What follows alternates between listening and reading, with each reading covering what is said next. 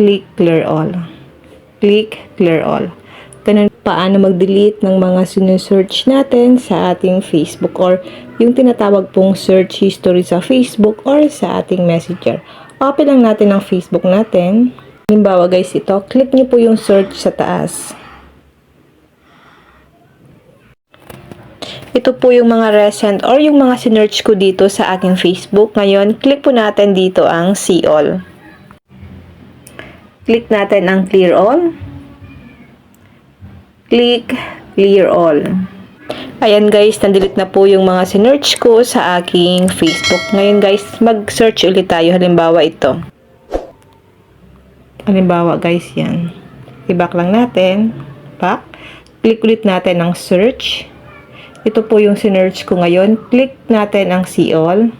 Ganun po yung mag-delete ng sinearch natin sa ating Facebook. Sa Messenger naman, open natin ang Messenger.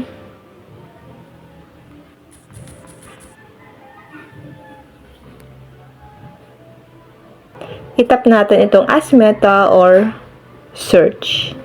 Mag-search lang ako guys. Halimbawa, ito yung sinearch ko. Back. Click ulit natin ang search. Ito po yung recent searches ko. Click natin ang edit. Click nyo lang po yung clear all. Click clear searches. Your search history on this device was cleared. Ganun lang po ang gagawin natin guys. So once na gusto nyo pong i-clear yung mga sinearch nyo sa inyong Facebook o kaya sa inyong mga messenger.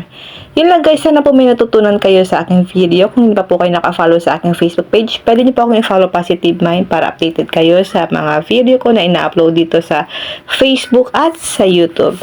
And now, thank you for watching. God bless you all.